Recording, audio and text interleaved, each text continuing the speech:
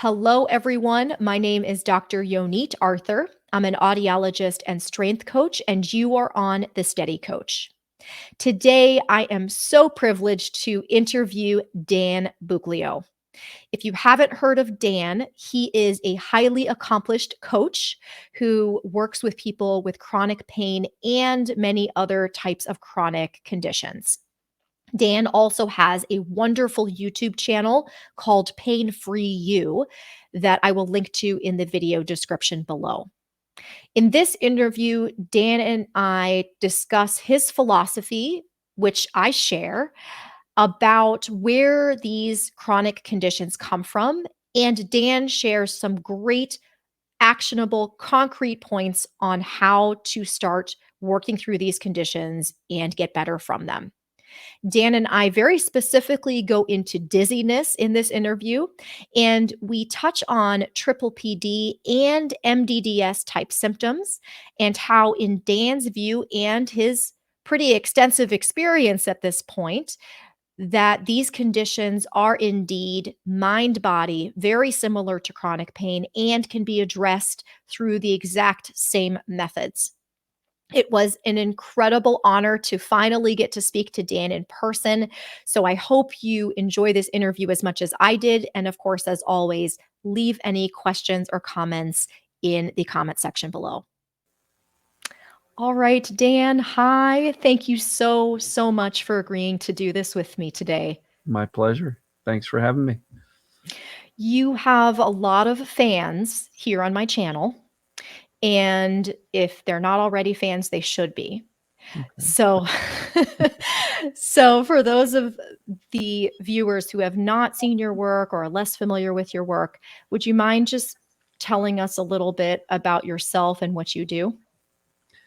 Well, in my early 30s, I had my first bout of back pain, and I experienced that on and off. And then, the latter half of it was always on. So it would come for a month or two and then go away and then come back and then get worse and then go away and on and off until it was just persistent at a mild degree with lots of flare-ups.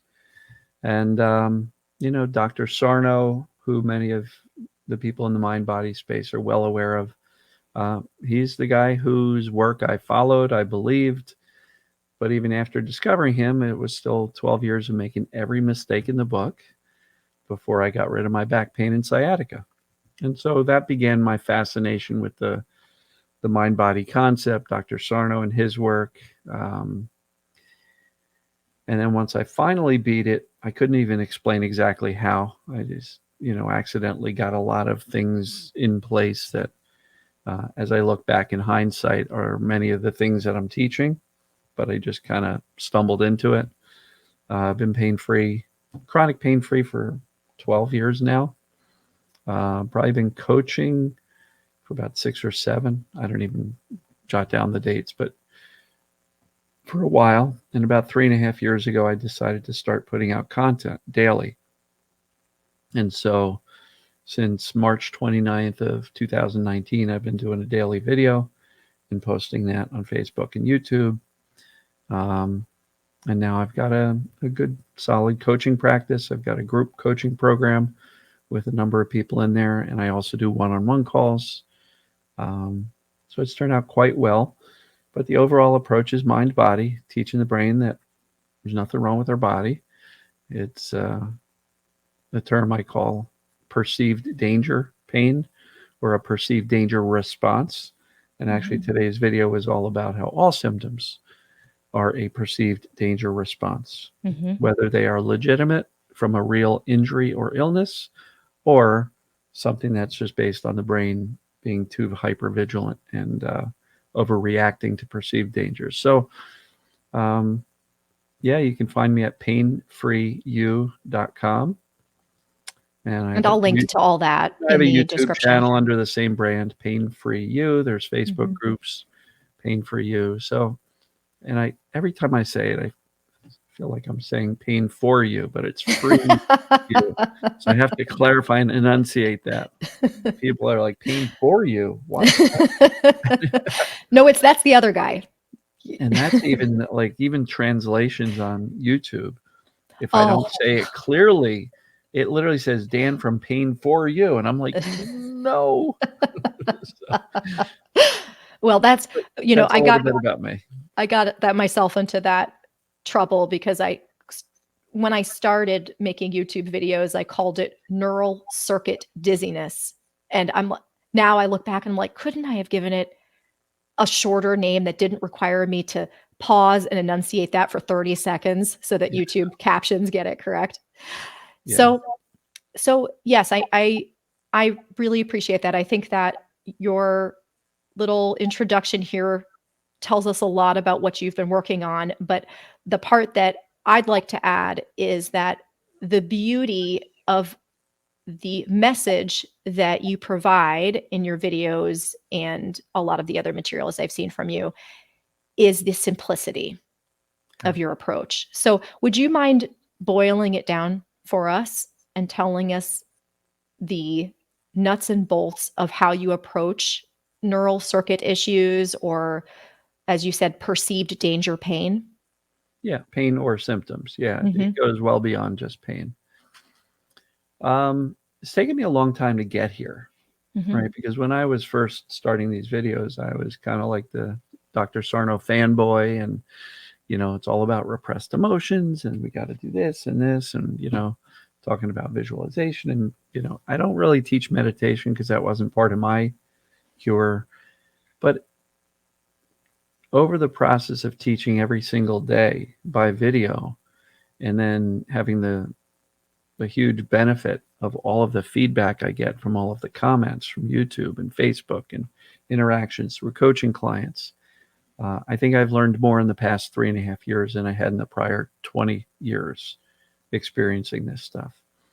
Um, but really, what I've realized is the brain and the body works a certain way. And in the mind body space, there are so many avenues and paths that people are trying to take to heal. Um, and a lot of that started out with Dr. Sarno's theory that it was all about repressed negative emotions. So, mhm. what do we think? Okay, if it's that, I got to go find those repressed negative emotions and feel them, express them so that the brain can turn off this symptom. And unfortunately, what may have started symptoms may not be what's keeping them going now, right? So, the emotional chaos that may have been involved for many of people's lives when the symptoms started may have long ago been resolved, may have nothing to do with the persistence now. And now all of a sudden you got people who are afraid of their back for the last 5 years. It has nothing to do with the fact that it was a stressful job transfer and fighting with the spouse, and none of that stuff is relevant today. So I really focus on the right now stuff. I don't really encourage people to dig up their past. Um, I know there's a lot of people who, when they go do that quote unquote emotional work, um, they create more chaos and more fear because they are unearthing traumas that have long ago been put to bed and reliving them and revisiting them. And that doesn't really create a perception of safety in the brain. So I'm very different from many of the people in the TMS space, Mhm. which is the Sarno's original term. Um, Really nuts and bolts. My approach is let's understand how the system works, right? I do believe that when the brain perceives danger, it can create a symptom as kind of a warning signal. Let's just talk about pain because that's the easy one. You smack your hand with a hammer, it's going to hurt immediately. And it's a warning to say, hey, don't do that again, right? But pain is not a reliable indicator of the condition of the body, right? In many cases, we can have pain and there's not a darn thing wrong with our body. I had Mhm. 13 years of back pain and sciatica, been pain free for 12 years. And, I can load moving trucks and carry furniture and work physically. There was never anything wrong with my body, but yet I had 13 years of pain. So the brain's job is safety and survival. And throughout our lives, the brain and nervous system can get more and more sensitive and hypervigilant, right? It's not that the brain and nervous system are malfunctioning or broken. I don't even like the term dysregulated. I think it's just amplified. It's just everything is amplified. So a normal sensation from the body, like a little vestibular wobble, is amplified. And the hypervigilant, scared brain goes, whoa, what was that? Ah, we're in trouble. Right? And so it's normal sensations from the body. And the cool thing is, and I'm sure you've heard this story dozens of times, but I've talked to people who have chronic dizziness that say it's bizarre. I can ride a bicycle and I'm perfectly fine, Yeah. but I can't walk to my kitchen. Yeah. I said, that's because when you're riding a bike, your brain already knows you're going to wobble, you're going to correct, you're going to do all this stuff. And the brain already knows that this is not a steady process. So it expects it. Therefore, it doesn't see it as dangerous. But when you walk and there's a perception, the brain goes, whoa. And so, not to steal your thunder in the in the steadiness world, but I just see that so much, and it's truly a matter of a scared brain amplifying and misinterpreting normal sensations. And that goes for physical pain. It goes for even anxiety. We amplify that, and fear and attention are what I say keeps things persistent. So in a nutshell, my approach is learn about what's going on. What is perceived danger, pain, and or symptoms? What is it considered a perceived danger response? How did we get there? Throughout our lives, we have more and more scary things happen. Some people have health anxious parents that kind of taught you everything that can go bad will go bad. And oh my God, you sneezed, let me run you to the doctor. That can create it. But even some, experiences previously in life. A kid that goes to the hospital when they're 7 and the parents are like, all right, we're going home. It's 8 o'clock at night. See you tomorrow. Traumatizing. And so they learn to become more and more vigilant on the lookout for danger. And so it doesn't take a lot for the brain to go, uh-oh, here's a problem. Then you get medicalized, you get dragged into the doctors, and they try to figure out what's going on. So I like to education is a huge portion of what I do, because once you have the foundational knowledge of what this TMS or neural circuit disorder or perceived danger, pain, or symptom, once you understand how it works, then it makes it easier to kind of go, all right, well, if that perceived danger is the issue, then what do I need to do to teach my brain that I'm actually safe and that these sensations don't actually mean harm or damage or injury or illness, but just that, the phrase I like to say a lot is that your brain and nervous system's working perfectly. It's just operating based on misinformation and fear. And with misinformation and fear, the brain's going to make a decision to amplify symptoms and turn symptoms on and add them and multiply them. And before you know it, people can have 20 symptoms going on and they're in a complete panic. And a brain that's in a state of terror doesn't really operate the machinery called the human body very well. So Yeah. to me, it's foundational knowledge of what's going on. The core problem is not some long lost emotion from 3rd grade. I think the core problem is your brain doesn't feel safe and it's using symptoms as an alarm. And so to me, it's simple that the solution is, how do I need to teach my brain that I'm actually not in danger? Because as you said, and how I usually phrase this is, symptoms are an opinion. They're an opinion of your brain. And your brain's opinions are influenced by, as you said, past events, current events, stress, etc. So but recognizing it as an opinion is what changes everything. Yeah. And opinion, perception, pretty much synonyms there. Yeah. Well, you and I are very closely aligned in our messaging. And I think what you just said is a different way of explaining a lot of the concepts that we've talked about on my channel. I think one slight difference that we might dig into a little bit later, because I have another question for you now. But the one slight difference that I often dig into a little bit with my clients is a little more on determining where in the past things might have led to this hypersensitive system. But I think there's a misconception that that means digging up trauma, or we have to go back and fix it and live through it again. And that's how we can magically somehow heal it. That doesn't make sense to me. But to me, it's part of the education component. Understanding how we got here helps us change how our brain responds now and in the future. And that's, Right. again, a slight difference, but maybe we'll have a chance today to dig a little more into Yeah, that. and I don't disagree with that, connecting the Mhm. dots and saying, "Oh boy, I had all these things," and a lot of people will say, "Wow, I didn't even realize it, but I've had TMS my whole life, or this mind body stuff my whole life. I had stomach aches in elementary school, I had headaches in middle school, in college, I had digestive issues more so, and then so there's definitely some patterns, and I think it's important. You're right, to connect the dots. One of my PDF documents people can download actually has a little bit of a history, a symptom history. What was going on when, like what symptom, what was going on in your life, and just connect the dots. It doesn't mean we have to go back and fix it, because we can't change the past. And I'm not a big believer that we need to go revisit and rehash and release trauma, because in many cases I've just seen people just re-traumatizing themselves and getting into more chaos today. And Or unfortunately, refocusing on the symptoms.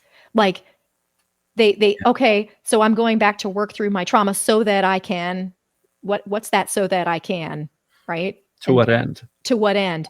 Oh, we're trying to get rid of the dizziness by, okay, well then there you go. You're just increasing the danger signal again. So By focusing on it. exactly. So And yeah, my core message is that you're not broken. Your brain just thinks you are. And right. so that's all based on bad data. And if we can fix the data with accurate knowledge and just know that this is, a system that's been amplified through fear and the attention on symptoms, well, if we can dial down the fear with what's actually going on, as opposed to thinking I've got some chemical imbalance or some structural default or defect, or you know there's so many medical diagnoses out there that are just flat out opinions, right? That's a Well, great and word. they're symptom based. So they're just descriptions of the symptoms. Yeah, labels. Mm-hmm. You're broken. Mm-hmm. Here's your diagnosis. Right. Well, and that's what got me here, right? Having started my career, gone through 8 years of my career doing that and finding that I wasn't actually able to help people is how I ended up here. So, okay. But before we seg to the question I wanted to ask you, I just have to say one more thing. Sure. So, um, what you were saying just now about how digging back through and re-experiencing trauma is less important than understanding that you're not broken and your brain is just adapted completely normally to trauma is my core message as well. Sure. So on that line though, how do you help people who find themselves unable to implement your methods? So your methods are, as I've said, so beautiful in their simplicity. Send your brain messages of safety. Mhm. Make sure your brain knows it's safe. I've found for some of my clients who, especially those who've had very significant traumas, they don't know how to do that. They don't Right. they they are so overwhelmed by the sensations and the anxiety that they can't Mhm. figure out how to start sending themselves messages. So, how do you suggest someone who finds him or herself in that situation start doing that? Well, I mean, I get a lot of people saying, Dan, I tell myself I'm safe all day long. My brain and my body aren't believing it. Mhm. And I always just have to go, all right, well, let's look backwards and say, do you understand how the system works? Have you done the assessments to say, this is what's going on with me? because symptoms that are created by the brain behave differently than a structural problem. Mm-hmm. They can be more intermittent. They can be triggered by innocuous things like thought, fear, worry, weather, a wide variety of things that don't have any real impact on the body. And so have they done the assessments? And even people who have done the assessments don't always believe them. They're Right. saying, yeah, it says I have TMS or perceived danger pain, but I think I have a real problem. Well, all the messages of safety in the world aren't going to convince the brain to turn off the warning signal called back pain if you think you have a bad back. Why? Because the brain's job is to keep you safe and alive. And if the brain thinks you got a bad back and you're going to bend over to pick up something heavy, your brain's going to go, stop it, pain. Here's pain. Don't do that. Because the brain is going to protect you without your approval. It's going to turn on the symptom of pain. And that was me. Even though I knew about Sarno and TMS and all that stuff, I had said the words, I got a bad back, more times than I can count. So every time I'd bend over to pick something up, my brain would say, stop it. Here's some pain.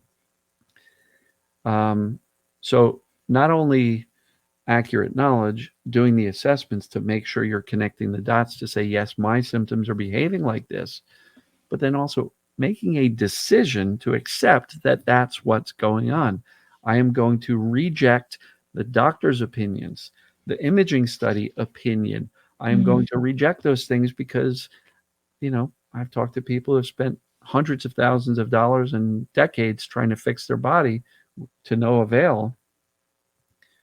And so you got to be able to deinstall all of that medical jargon, all of those medical diagnoses, and say, but I've got evidence. People who are, and this is not the only example, but yeah, my back pain went away while I was on vacation, but then it came back. Okay, well, then it's clearly not your back because structural problems don't take vacations. And that's just one example. But if somebody's struggling to implement these messages of safety, I always have to say, well, what's your level of knowledge? Do you understand this? And what's your level of acceptance that that's what's going on with you? Because without that, it's really hard to move forward because you're going to say, I'm safe. And your brain's going to go, yeah, I don't buy it because you keep on looking at WebMD for structural things, right? So once we do that and people are saying, all right, I'm on board, made a decision, this is what's going on. I think there's three ways that we experience the world: emotionally, physically, mentally. That's how we go throughout the day. We have emotions, we have a physical body, and we have thoughts. So my logic and reason is that if we can convince the brain that we're safe emotionally, physically, and mentally, it's going to make different decisions and the whole system will settle down, right? So I think it's important to recognize that none of this is work. People are like, oh my God, I don't have time for all that. Yes, you do. You have enough time to catastrophically think about yourself and your symptoms all day. This doesn't take any more time. It's just a shift in perspective and directing, your intention. So if you want to teach yourself that you're safe emotionally, it's like exposure therapy. You got to feel them. We don't have to vomit them on the people around us, but we also don't want to lock them up. So feel your emotions. No digging required. No past trauma work, trauma release work. Just whatever's happening today, feel your emotions. Why do we do it? Because it feels good. You ever have a good cry and you go, oh, I needed that. That felt good. Sure. And why else do we do this? Because if you can feel your emotions, your right now stuff on a regular basis, your brain's all of a sudden going to realize, look at her. Nothing bad happened. She's been feeling really intense emotions. Nothing bad happened. I guess they're safe. Because if Sarno was right, and I believe he is, those repressed negative emotions that are bubbling up to the surface were perceived by the brain as dangerous and thereby required a distraction, a protection, some response to keep you safe from those emotions that the brain didn't think you could handle. So if you want the brain to stop doing that, teach the brain that emotions are safe by actually feeling them. Exposure therapy. Exactly. Mm-hmm. Exactly. So that's the emotional piece. How about the physical piece? I'm not talking about doing meditation and breath work and yoga and all this body type of focus, because a lot of people do in this space. Oh, you got to do 20 minutes of meditation, you got to do breath work, you got to, and there's all sorts of techniques and practices. Um, and I'm not saying those practices are bad, because they can be very beneficial. But I had this 240-pound guy who used to be a football player with back pain saying, "Do I have to meditate?" And I'm like, well, if you'd never had pain, would you be a meditating person? He says, "No way." I said, "Then don't do it now." Because all you're going to do by doing all of these things to fix yourself is convince your brain that I'm broken and look at all the weird stuff I'm doing to fix myself. Mm-hmm. So physically, to get back to it, how do we teach the brain that we're safe physically? Not by walking around like this all day terrified, in a tight body, shallow breathing. If we're doing that, our brain has no choice but to perceive that we're in danger. Brain's going to be looking out. Where's the tiger? There's got to be a tiger. Look, you look terrified. So simply awareness, and awareness applies to the emotions, awareness of your emotional state, and feel them without judgment. Physically, awareness of your physical state. If your shoulders are trying to hang out with your earlobes and you're breathing shallow, awareness of that and say, oh, I need to relax my body. Mm. Now, earlier on, I used to say awareness of your physical state and just breathe. But get into this pose and try to breathe. You just can't, right? Because you're so constricted and tight, abdomen, chest. So what I suggest these days is allow your body to relax. Because once you do, your breathing is going to return to normal. And once you do, your brain has no choice but to perceive this relaxed body breathing comfortably as safe or much safer than it was if you're walking around tense and tight like this. Mm-hmm. That's all I talk about as far as physical state. Just show the brain that you're okay. And the cool part is when you're in a relaxed body and you're breathing comfortably, it goes directly to the subconscious. And I believe the subconscious is running this entire symptom show. Mm-hmm. Right? We cannot turn symptoms on or off consciously. Just like, all right, hand, hurt, hurt, hurt. Come on, make it hurt. You can't. Right. Just like you can't turn it on, you can't turn it off. So don't try to control the uncontrollable. And I view that the things that I'm recommending aren't there to control the pain, but influence the brain to make a different decision. Mm-hmm. Right? So physically, relax your body so that you can breathe. We do it for two reasons. It feels good to be in a relaxed body. It feels good to breathe, and it teaches the brain. Message of safety. Exactly. Message of safety. Very subtle, very gentle, not work, just awareness and decision. Oh, I'm tense. And you can do that at the grocery store in the line. You can do it at a Thanksgiving dinner with a dozen people around you and you're getting all tight and wound up. You can do it anywhere. Mm-hmm. It's not like you got to go, time out, everybody. I'm feeling a little bit tense. I got to go do my meditation in the Right, corner, for 20 minutes. get into the yoga pose and all that. Like, we don't need to do anything weird. Right. Just acknowledge, oh, I'm tight and tense. Or if you're feeling the emotions, when I say feel them, allow yourself to feel them, I'm not saying burst into tears at the dinner table, but at your next opportune time, allow yourself to experience those emotions without judgment. That might mean the next time you go to the bathroom or step into the bedroom or next time you're in the car, whatever. Expressing emotions is external. It's sharing it. That's where social consequences come into play. But feeling, that's all that's required. Allow yourself to That's feel internal. it so it can pass. Yeah, it's an inside job for sure. So what I'm hearing then is that fundamental skill that applies to both of those things is awareness. Absolutely. Awareness of tension in your body and awareness of your emotions. And so that's really the first place that people should start. And the third thing is our mental state, Mm-hmm. which is basically our thinking. And our thinking can oftentimes derail the whole process. It's the fearful thoughts. It's the catastrophic thinking. It's the, oh my God, I'm never going to get better. How do I fix this? I've been trying, and people say, I've been doing this TMS thing for 2 years. I'm not getting anywhere. This isn't working for me. What am I doing wrong? And I'm like, well, because you're spending 4 hours a day fixing yourself, with meditation, breath work, listening to guided meditations, listening to 42 different podcasts every day. And, like, you're making it a full-time job. Right. Some people literally quit their jobs so they can dedicate 100% to healing. I've Bad seen that. idea. Yep. Bad idea. That's not the way to go. Mm-hmm.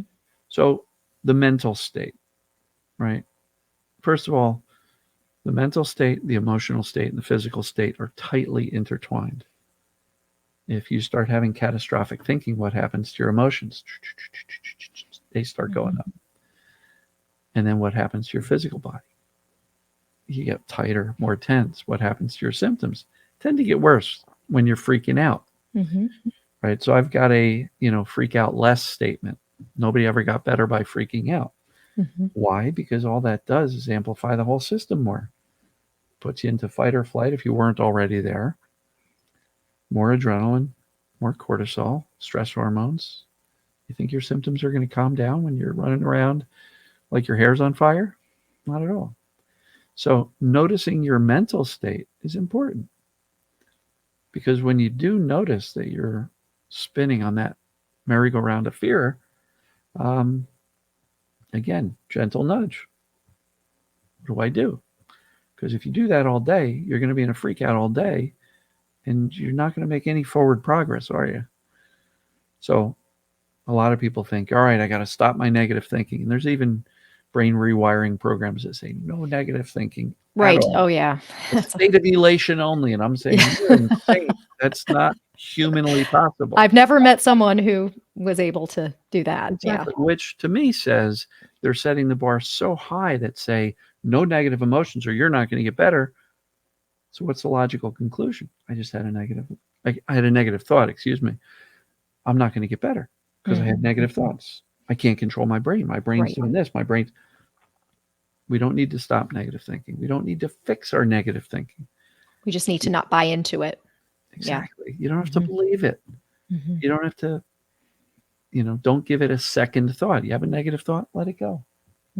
We don't have to repeat it over and over, because I joke that, so many people try to fix their thinking problem with more thinking about their thinking. Right.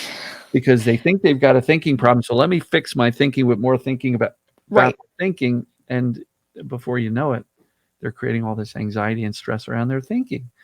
Well, we're human. We have good thoughts, bad thoughts, indifferent, neutral. Doesn't matter. You don't have to do anything with your thinking. But please don't take the negative thoughts seriously, especially if you have the accurate knowledge as to what's going on and that you've done the connecting of the dots and done the assessments and know that this is what's going on. So if you notice yourself spinning on those negative, fearful thoughts, so what? I don't need to buy into it. I don't need to, I don't need to fix that. And what I often say is there's 60 to 70,000 thoughts a day. Is it possible that a huge majority of them are not even true and definitely not beneficial? So why do we spend time believing our own thinking? So, Russell Kennedy, who wrote the book Anxiety RX, he calls them brain droppings. Yeah. Thoughts are brain droppings. Yeah. And Dr. Amen, who's a pretty interesting brain scientist guy, he talks about them as ants. Yeah. Automatic negative thoughts. Right? But we don't have to buy into them. Right. And actually what ends up happening is the less we believe and feel like we have to fix our thinking, the less negative thoughts we actually have. And so, I think those are the three main ways that we can influence our brain's perception of safety. Feel the emotions, relax the body, don't take our thinking so seriously. And then we move on to, well, how are you responding to symptoms? Whether it be dizziness, whether it be pain, whether it be reflux, whether it be anything. Well, again, nobody ever got better by freaking out. That's not going to lower anything. So I recommend the next best thing is calm reassurance, the ability to say, all right, Dan, We've done the research. We understand this process. We've connected the dots. The assessments are absolutely saying my brain's creating this. So I'm not going to freak out over this. I know what's happening. There's no reason to get upset about this. Right now, ideally, I would love for people to be able to get to indifference, which is this: don't care. So what? Mm-hmm. All right, so I'm dizzy. So what? Doesn't mean my body is sick or damaged or diseased. Nothing. Right? So what? Is a great response. But a lot of people go, "You're crazy, Dan. I can't do that." Of course Oh, I care. yeah. Of Yeah. course I care about this stuff. I Yeah. hate it. I'm saying, all right, well, you got a choice. You can either learn to reassure yourself, kind of like you're calming a scared child or a scared dog, Mm-hmm. hey, it's okay. You're going to be all right. Mommy's got you. You're going to be okay. Mm-hmm. We can do that for ourselves. And believe it or not, it actually helps a lot. It does. Because running around the house screaming you're in danger doesn't settle anything down. All it does Yeah. is tell the brain, whatever you do, don't calm down. Don't lower the vigilance. Keep the nervous system amplified because we're in trouble. And every day you're freaking out, you're just perpetuating things. I Mm-hmm. don't blame anybody. I know how you can get into freak out. I did that for well over a decade, not thrilled about what was going on with me. But it never helped. And so how you respond to symptoms is, in my opinion, one of the strongest tools for teaching your brain that you're actually not in danger, because your brain's observing everything and your brain's going, wow, look at that. They look pretty chill, even though the symptoms are high. Well, if they're not concerned, the brain, don't need to be concerned, right? Yes. Yep. And so we can not control symptoms because it's uncontrollable. We can't control the uncontrollable, but we can massively influence symptoms based on how we respond to them when or if they happen. And if we can go, they're back. All right, back pain. You want to take a ride in the car? Let's go. No big deal. Way better than running to the bedroom and going, I got to lay down for the next 6 hours, Mm-hmm. and then lay there freaking out that this is going to be the rest of your life. Right. And the last piece of the puzzle is, once you get the response to symptoms down and kind of pretty chill about it, where do you place your focus?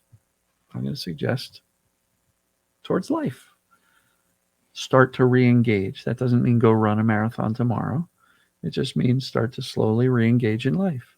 Start accepting invitations to do things. Start saying yes to going out to dinner. Start saying yes to, a longer car ride. And over time, your brain will learn, well, they're not concerned. They're doing more, doing normal stuff. I guess they're okay. Guess what happens to hypervigilant brains? They start calming down. And that's kind of the whole thing in a nutshell. Mm-hmm. It's really not as complicated. What is it? Does it apply to me? How can I teach my brain that emotionally, physically, mentally I'm safe? Choosing my response to the symptoms and then shifting my attention to life. I just gave a 10-second summary of everything I teach. Mm-hmm. And somehow I've got 160 hours worth of videos online telling the same thing, but there's apparently 1,260 different ways of coming about the same content, Right. and answering a million questions and all that kind of stuff. But it's really not that complex. And I try to Right. simplify it as much as possible, because if you go into some of these programs, they're going to require so much rigid structure and processes. And every time you try to fix yourself, you say, well, I just spent 30 minutes meditating. Did it work? Darn it. No, it didn't. I'm doing something wrong. Well, what's that doing? It's keeping the whole system up here thinking like I'm broken and I haven't fixed myself yet. Mm-hmm.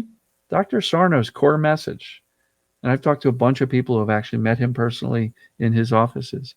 When he would dismiss patients from his office, he would say, there's nothing wrong with you. Go live your life. Yep. I've heard that too. And honestly, that's the message. My entire message is there's nothing wrong with you. You just think there is. And once you convince your brain that there's nothing wrong with you, the brain will make a different decision and turn off the symptoms or the pain, whether it be dizziness or any number of dozens or hundreds of types of sensations we experience. So, long story, but that's kind of a nutshell of what I believe and what I teach and what I Mhm. encourage people to do. And I've been extremely blessed that it's working like a charm. Lots of people are getting better. Even Mhm. those people from countries I've never even heard of that say, I translate your videos into my language and I'm getting better anyway. Mhm. Never paid me a dime. Mhm. Yep. And So I it, think it works. yeah, it Yeah. works because that's how the human body works and the brain Mhm. works and symptoms work. Mhm. So Yeah. it's not some mythical long lost repressed emotion that we've got to figure out. Because as long as you have symptoms and you're buying into the repressed emotion, or even more interesting is this message theory. My body is sending me a message. What's my body, in the dizziness world? Oh, my body is telling me that my life is out of balance. Okay, great. Right. Right. And logically, you can go, well, maybe that's true, but what do you do with that? What do you do with it? Mhm. What do I do with the message? Right. And so people looking for the message or the long lost repressed emotions, as long as they have symptoms, they keep saying, I got to keep looking. I'm missing something, Right. which just perpetuates the fear that I'm broken and I got to find something. No, it's not that complicated. Let's simplify it. Mhm. And so that's what I do. And I think you and I both recognize that it is simple and you can still need support It's going not through. easy. It's not It's easy. simple, Yeah. but not Not easy to easy. implement because we may have been told since we were 3 years old, be careful, everything's wrong. Mhm. Oh, you're sick. We got to run to the doctor, this and that. And right. So it's challenging to overcome this lifetime of programming, this belief that we're frail and easily broken. I don't believe that's the case at all. I think we're incredible, just how we can have the most horrific accidents be put back together in surgery and recover and lead a normal life. And so, people who say, oh, I twisted wrong and ruined my back. Right. Oh, yeah. Really? Really? Yes. Yes. And in my And then, world, it's, oh, you have some unexplained thing that doesn't show up on any tests, but yeah, it's a lifelong condition and all you can do is manage it. And I've had people told, ugh, I very recently I heard from one of my clients, she was told by a neurologist, just get used to it, live with it, hire a home health aide. You're not going to be able to do this anymore. You're not going to be able to take care of yourself anymore. Just deal with it. and one of my common statements that I make a lot is stop listening to people who tell you that you're broken. Mhm. Stop listening. And if a doctor should ever tell you something like, get used to it, there's no cure, that's when you say to them directly, the fact that you don't know how to correct this doesn't mean it's not correctable. Bingo. So the fact that you can't fix it is a reflection of you and your capabilities, not on my ability to lead a normal life. So you're fired. I'm out of here. Mhm. Amen. Do not listen to people who tell you you're broken because guess what? Unfortunately, oftentimes the brain believes it and then Mhm. acts as if it's true. That's that whole thing I was saying before. The brain's operating on misinformation and fear. Just go to Wikipedia, WebMD. You're going to find all sorts of opinions on all these incurable problems. Don't buy it. Yeah, and this is I'm not downplaying how difficult it is for people with chronic pain. In fact, Get it. there's a big overlap. Oh, But sure. there's something particularly harmful about the messaging around dizziness and vestibular disorders in particular. It I'm not downplaying what people with chronic pain go through. I've had chronic pain. That's another reason I'm here. So, Cool. without going into that story, with pain, it feels like there's somewhere to go. Even if the places you go are big, basically motherships of danger. um, there still feels like there's somewhere to go. Pain is one of those things that gets a lot of attention. If you say, "Oh, I'm in pain," people get it. Dizziness is a much more nebulous, Mhm. non-specific term. You have to go to these very specific specialists. It feels I think there's more danger Okay. surrounding the fact that you feel very unique and alone. Mhm. And I'm wondering if when you and I first connected, I had asked you very specifically about dizziness because with your time doing this, I know that you've come across. But for the people who are watching now and saying, well, he's talking about chronic pain, but this stuff doesn't apply to me because I'm dizzy. Have you had people in your coaching Mhm. practice with dizziness as a primary or at least major complaint? Yes, for sure. It's Mhm, no different. mhm, On a weekly basis, I have between 50 to 70 people showing up in my Zoom group coaching. mhm, And there are people across the entire spectrum of symptoms, mhm. whether it be migraines, digestive, dizziness, hardcore vertigo, which is much different than persistent Absolutely. dizziness. Um, Mhm, yeah, back pain, leg pain, knee pain, stomach pain, pelvic mhm, pain, urinary issues, mhm, urgency, frequency, bladder pain, mhm. like Tinkling, numbness. tingling, numbness, burning, Mhm, mhm. um, twitches, like you name it. Brain zaps. Brain zaps, yeah, I hear brain zaps. Yep. tinnitus. Oh, Like yeah. it goes across the entire spectrum. I'm not just a pain guy. Mhm, I'm a perceived danger guy, mhm, if that makes sense, mhm, Um, yeah, it's all the same stuff. Now, in some people, the symptoms manifest as dizziness. In some people, it manifests as tinnitus or fast heart rate or shallow breathing or whatever. If the brain's perceiving danger, it's going to use symptoms as a way to say, hey, pay attention, something's going on. mhm. Yes. And I think, again, there's a trap sometimes that people fall into, and you can tell me if this happens for people with chronic pain as well. Well, those symptoms, yeah, I can see how that symptom is neural circuit, but mine is a rare neurological disorder that no one can explain and doesn't come up on any kind of imaging or lab tests. Okay. And my answer to that is usually, all right, so what's your proof? Mhm, They can't see it, they can't test for it. I said, basically, that's an opinion by a doctor. mhm, And oh, by the way, they can't cure it. So great. Here's a right, problem we can't define, we can't test for, we can't see it, and we can't fix it. So here's a lifetime of symptoms. right. I'm sorry, that sounds really not very accurate, does it? Mhm, Just because they don't know how to fix it, it's not curable. Just because they can't find it on an imaging study doesn't mean that it doesn't exist. It means that it's there, but we can't find it. There's mhm, all sorts of things in the pelvic pain area, pudendal neuralgia and all. Well, those things don't show up on MRI. And I'm like, then what's your evidence that it's a compressed nerve if you can't see it on an MRI? mhm. And Yes. it just drives me nuts that these opinions are shared every single day around the globe with no solutions. And so my job is to literally all the time say, what if it's not that? What if the Mhm. doctors are wrong? And I used to joke, doctors went to the school of MSU, making stuff up university. And I don't use the word stuff. I use a different word for because, and no offense to the doctors. They're just doing what they've been taught.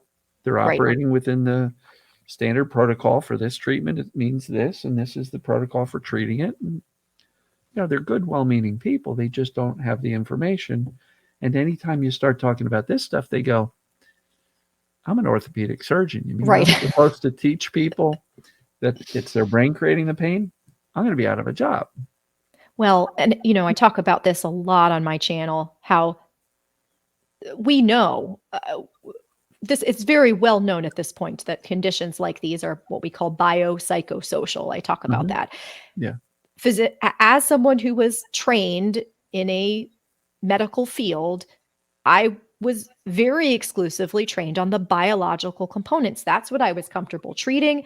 If Mhm. someone walked in, I got chronic dizziness, and on their health history, I saw this long history of weird, unexplained problems. At that point, back then in my career, I would say, "Oh no, oh here's another one," because I didn't know how to help them. I didn't know how, and I didn't. The system I was in did not give me the leeway to sit down and actually talk to someone about what was really going on. So people need to recognize, even with the education, even with the knowledge, these physicians, they don't know how. They don't know how to talk to people about this, and they're not in a system that allows them to do it. Right. Yeah, and so, thankfully, we've got people like the PPD Association, Dr. Mhm, Schubner, Dr. Clark, Dr. Hanscombe, mhm, Georgie Oldfield in the mhm, UK. She's mhm, running a SERPA mhm, conference pretty soon, where mhm. the goal of that is to get the word out. As a matter of fact, Dr. Schubner, they just came out with a new phone app, Yeah, Ovid DX. Ovid Mhm, DX, which is mhm. designed for For practitioners. practitioners, yep. Yeah, Mhm, which is fantastic. So those guys are moving the needle forward professionally. mhm, Um, I guess from my standpoint, because I don't have the MD behind my name, I'm just really going about it from the, you know, grassroots. How many people can I help?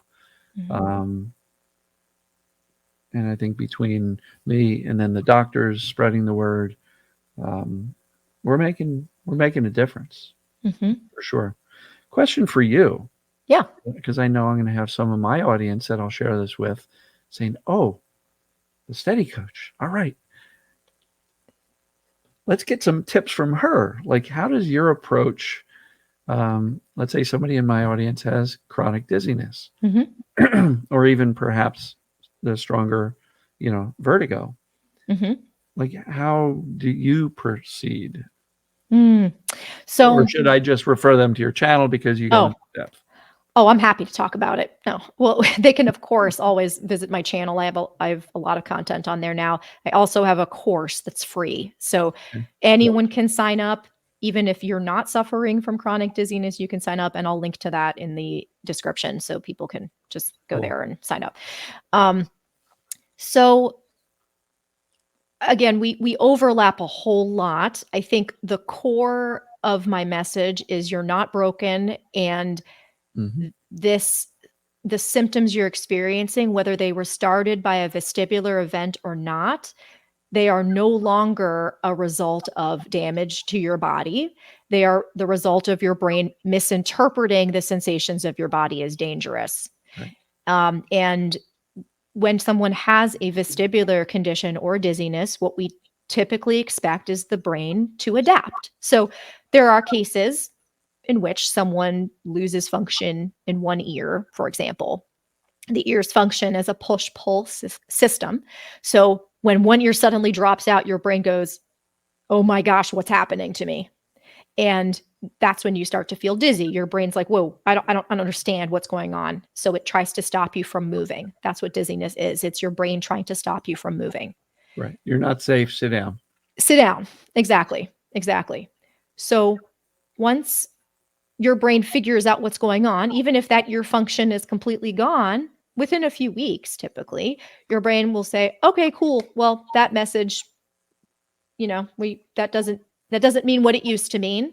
Hmm. And it basically rebalances the information. It learns to reinterpret the sensory information coming in from your body. That's Right. what normally happens. And I've seen people have horrible injuries and, again, complete loss of vestibular function on one side or even on both sides, who don't have long-term symptoms.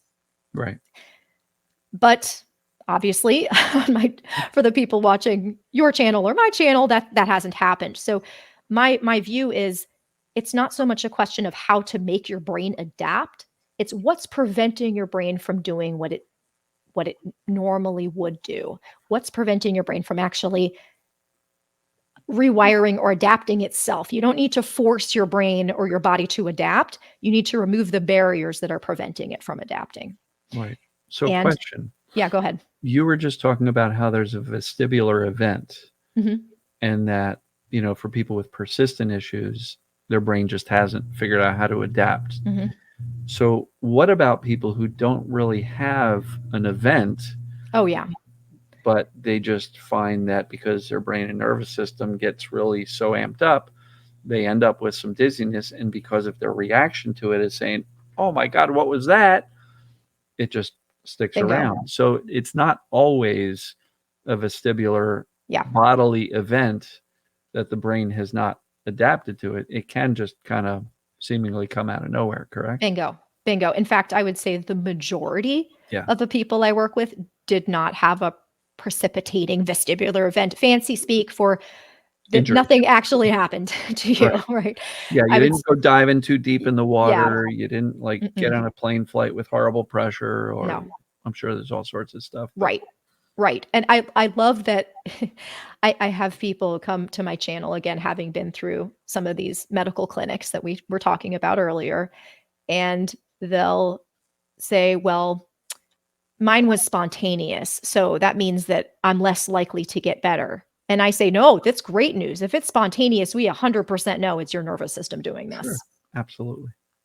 So yes, I very frequently see people with just symptoms that show up out of nowhere. I think the way that I think about it, I if you want to generalize Sarno's views, I think about the tension in the body altering blood flow to the parts of the head or neck that are involved in balance. So it's, again, not because there's been some horrible insult to your body or horrible injury. It's because potentially blood flow is temporarily altered due to tension in the body, due to danger mode or threat mode or perceived danger. And that can lead to, again, temporarily a change in sensation going up to your brain. And if your brain is not in freak out mode, as you call it, then your brain says, oh, that was weird. Okay, cool. And you move on. But if your brain is in freak out mode, we end up with persistent symptoms, and then they start to feed on themselves. Yeah. What was interesting was I spent some time at a lake house in northern Jersey, and it had a dock. And then the first part of it was stable. The second part of the dock was floating and attached to the first part with chains. So you'd get on it and it would rock and it would tilt and all that stuff. And I spent a good bit of time out on that, and I'd fish from it and all that stuff. And then, 30 minutes later, I'm back in the cottage and I'm in the bathroom and I'm like, whoa, it's still rocking. Yeah. And fortunately, I know about this stuff, so I pretty much laughed it off. Like, this is ridiculous. It's like getting off a boat, and I kayak a lot. So when I get out of the kayak, there's a little wobbly. Whoa. The challenge is that somebody who's got a brain and nervous system and just a propensity towards health anxiety and fear and catastrophic thinking goes, uh-oh, something bad just happened. Bingo. And I have a fun fact for your audience and for my audience, if they haven't heard me say this. 80% of people who get off a boat or some kind of moving vehicle have some kind of after effect of motion. There's even a name for it. So it's called land sickness when you get off of a boat. But what's mal-de-embarkment syndrome? Isn't that the technical term? This is what I'm getting at. Yeah, that's where I'm heading. You know it.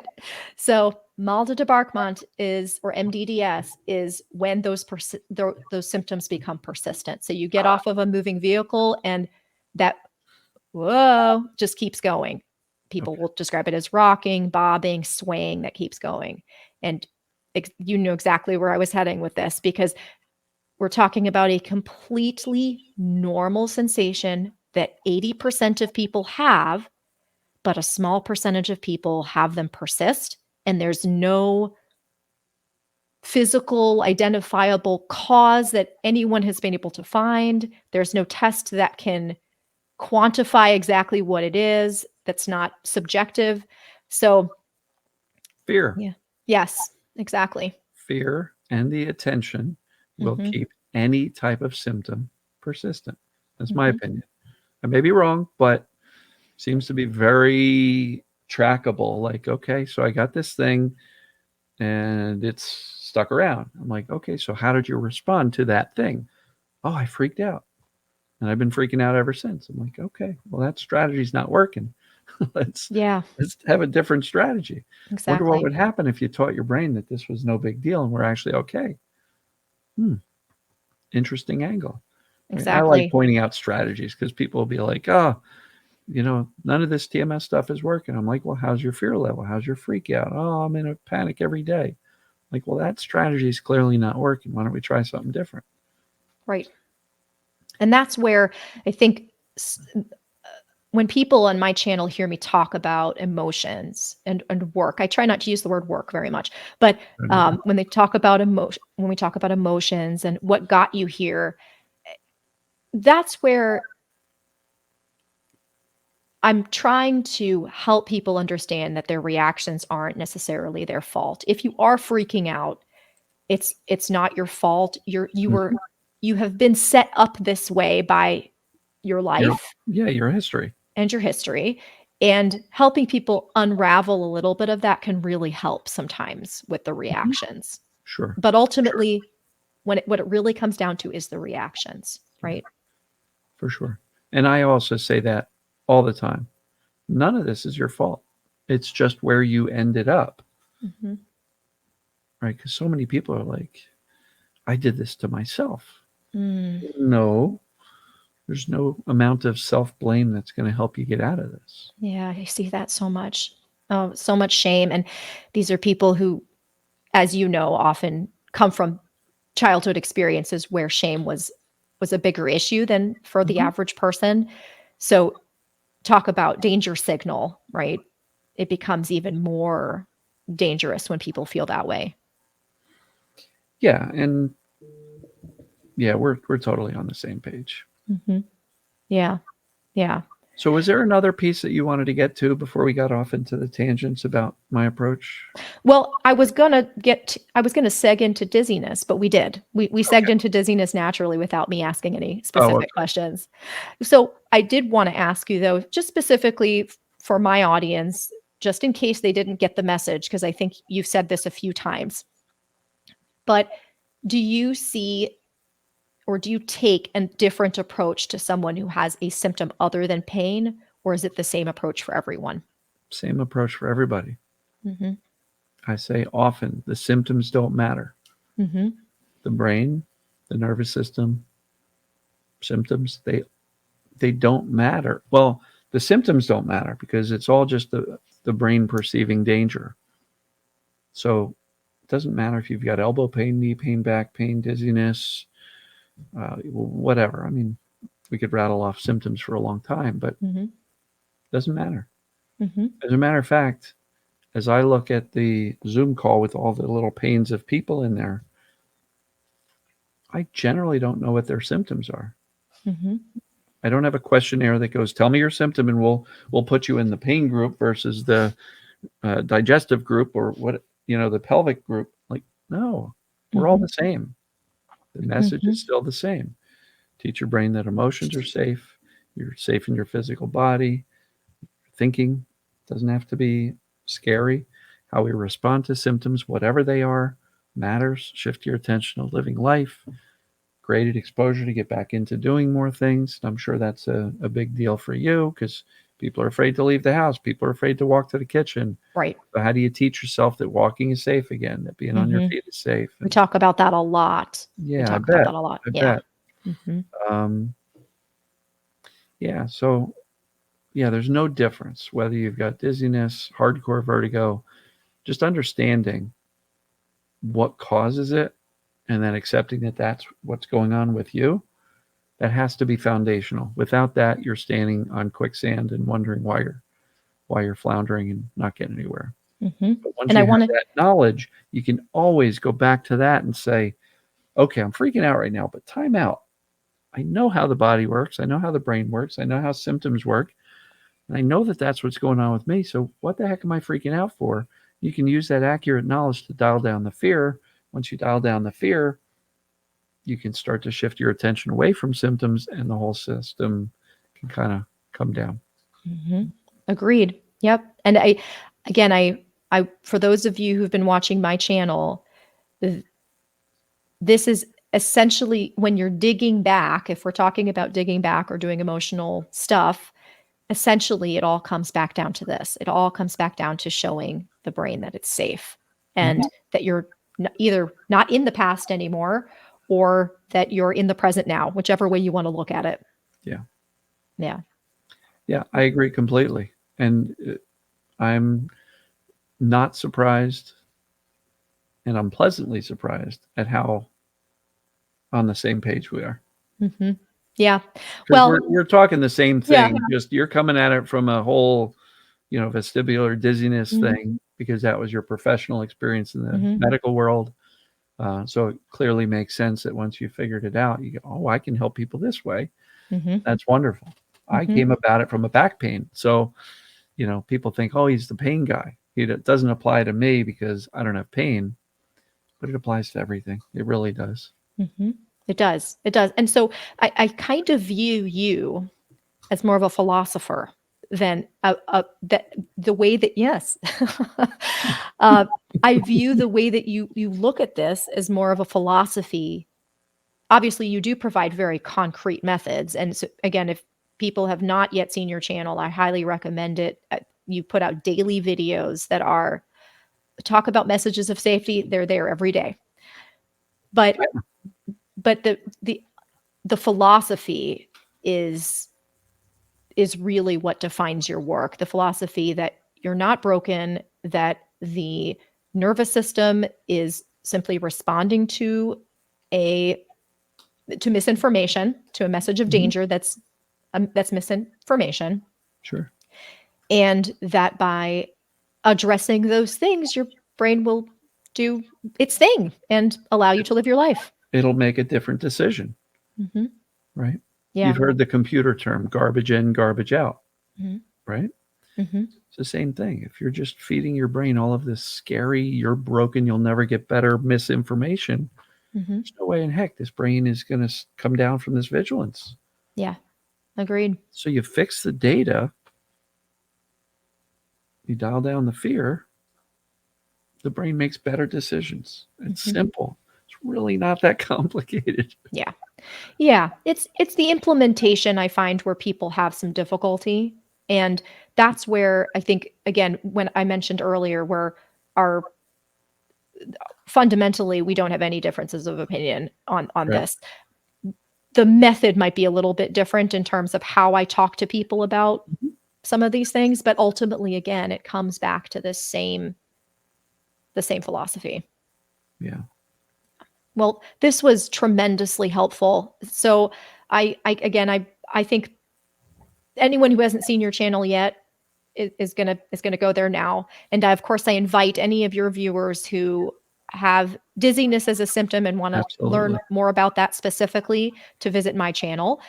Keeping in mind, of course, that sometimes it's not good to focus directly on the symptoms that you have because it's not really about the symptoms, but you're going to hear that message in my videos quite a bit. So, right. Well, everybody I talk to says, I'm different. Yes. My situation's different. Yes. And I'm saying, you're a human being and the human system works the way it works. And you can either work with it, which is what I'm encouraging people to do, or you can run around like your hair's on fire screaming and wonder why your system won't calm down. One will lead you towards a system that gets the message and calms down. The other one will keep you right where you are. Yeah. Agreed. So it's all about accurate data. And as you said, messages of safety. And that's where I think having folks like you on YouTube, channels like yours, channels like mine, to give people an alternative, like you're saying, you can choose to go this way or that way. That's why we're seeing, I mean, I know that I've been on your channel many times. I've seen the comments you get. I've seen how people have gotten better just from seeing your videos. And I see similar responses to mine because all they needed in many cases was just the information. Yeah. Have somebody say, you're actually going to be okay. And when the fear comes down, they're able to shift their attention away and they can get better. That's how book cures happen. Right. Not often, but why does a book cure happen? Because somebody can read a book by Sarno and go, holy cow, I'm actually okay. Mm-hmm. Close the book. Oh, hey, Tom, let's golf tomorrow. I'm actually all right. It's not my damn back. Right. The fear drops through the floor. They shift their attention back to life and they get better. Now, in many cases, some of these folks have other things happen later. Mm-hmm. I don't want people to think, I didn't get the book cure. What's wrong with me? I must have something real wrong. Book cure is a fraction of a percent. Let's not Mm-hmm. worry about that. But it's all about reducing the fear with an understanding of what's going on.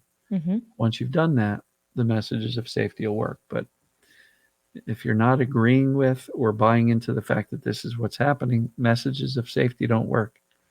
That's the equivalent of running around the house going, I'm safe, I'm safe, I'm safe. Oh my God, I'm safe, I'm safe. How come my brain's not believing me?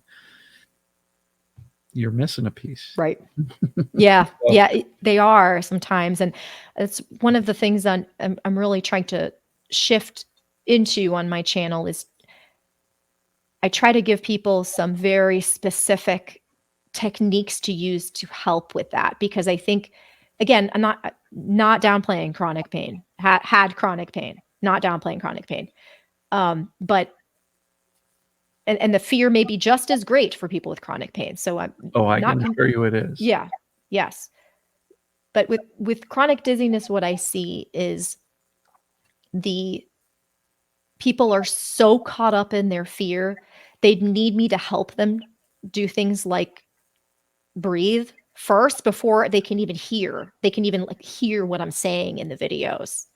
Right. So I try to give people really concrete, specific tools to use. That's basically the fundamental. All my videos are very concrete, not theoretical. This is what you do when, Yeah. and again, it all comes back down to message of safety. That's all. I mean, it all comes back down to that.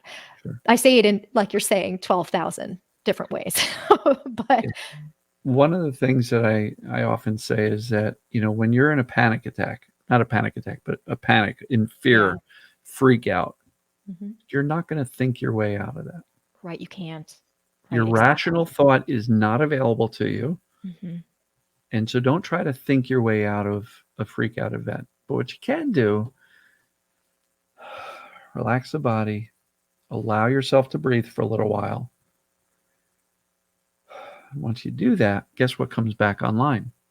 Your prefrontal cortex. Yeah. Rational thought. Exactly. Yeah. So, and that's partly why I just have that, 20, 30 seconds at the beginning of the videos where I'm just like, all right, let's kind of just get ourselves centered, relax a little bit, enjoy the nature, just breathe a little bit.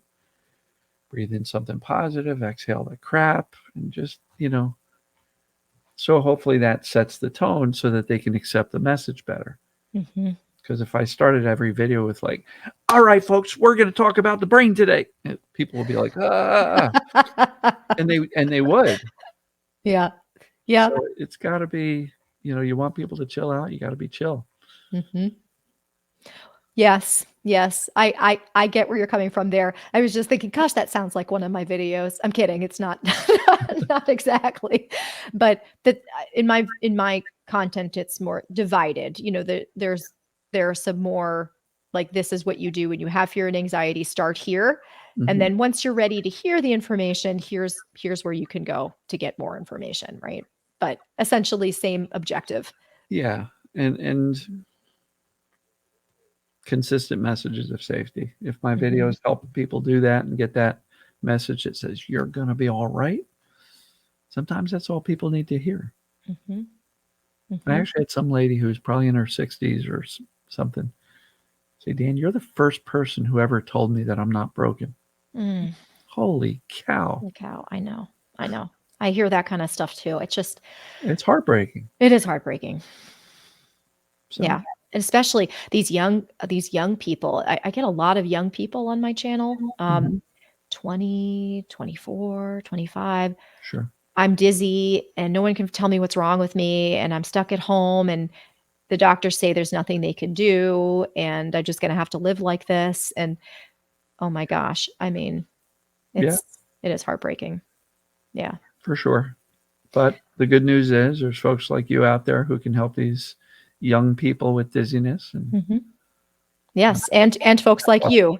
Again, I know that I mentioned this already, but you have a very big following from the people in my membership community and on my there's channel. overlap. Yeah, Yeah, there's a there's lot of overlap. overlap. Yeah, there's a And lot of I'm overlap. thrilled to be able to share your work with my community because I know a big percentage of those people, if not their only symptom, it is one of their symptoms. Yes. And it can be nice to just hear and just be seen, to Mhm. hear that you're not alone and be seen and have someone else say, "Yep, it's neuroplastic or it's neural circuit or it's perceived danger and this is what we do." Now, my channel, I do have some folks who visit my channel who have more of a, oh, my ear dropped out on me and this is how I need to help my brain adapt in that interim period, when it's still in the acute phase. So some of my content talks to them, but I clearly differentiate that for you. And I tell people in the videos, if this has been going on for a while, then this is no longer the issue you're having. Yeah. I try to make it simple because when you start talking about, I mean, there's programs out there that are like brain rewiring, amygdala Right, retraining, and all right, this stuff. And I right, go, when did we ever have to think about the right. inner workings of our brain? When I had to learn to play a musical instrument, I didn't think about brain wiring. So why do I have to think about brain wiring now? Given the right information, the brain knows how to wire itself. Mm-hmm. So I don't really get into all that stuff. It's just like what I said earlier, that Yeah. my thinking is your brain's fine. Your brain can do this. You don't have to do anything special. You don't need a neuroplasticity program. We just need to help you understand what's preventing your brain from adapting. And again, it's Mhm. fear. It all comes back down to danger. Yep, exactly. Yeah. Well, Dan, this has been an Awesome. absolute pleasure. Yeah, I'm so glad we got to have this conversation. I I'm appreciate you reaching out. Yes, yes. Well, I have to give a shout out. There were a few members of my community who really pushed me. So Andy and Lauren, if you're watching this, they're Awesome. the reason. But I will link to your website. I'll link to your YouTube channel and Please do. any and yeah, people should definitely check you out. And of course, I'll give you the link so you can share Yeah, give me with the your links when this is posted up online, and I will share it widely to my community. wonderful, Um, so yeah, that's awesome. I really wonderful. appreciate you. Oh, likewise. So such a big thank you because you've helped so many, honestly, so many of my clients. They listen to you with their morning cup of coffee. They get their message of safety to start the day off right, and then when they talk to me, they're ready. That's awesome. Now, Yeah. where are you located? I'm in Longwood, Florida, so right near Okay, Orlando. gotcha. Mhm. Yeah, Nice. so basically like living in a tea bag at this time of the year. So Mhm. it's September, so Hot, it's a humid. little hot and humid right now, but generally very beautiful Central Florida. Awesome. Yeah, and you're in Pennsylvania, is that right? Pennsylvania, yeah, north Yeah. of Philadelphia, suburbs, Mhm. very nice country area. Mhm. It's beautiful. Yeah, I've seen the background in your videos. It's very It's beautiful just out out in there. my backyard. Just got Yeah, woods behind me. It's not like I've got forest for miles. It's just right. some woods. But But the background of the birds singing, oh, it definitely sets the tone for your videos. yeah, Greatly appreciate you. So, and of course, anyone who's watching, please drop any questions or comments below. I will be monitoring and I will definitely pass on any questions for Dan that I can't answer directly to him so he can hop on and answer them. for But sure. again, I think he and I have so much alignment on our beliefs about this that I should be able to help as well. So, Awesome. thank you so much for tuning in, everyone, and thank you, Dan, for coming A on real my channel. pleasure. Appreciate Thanks it. very much. All right. Take All right. care. All right. Bye bye. Bye bye.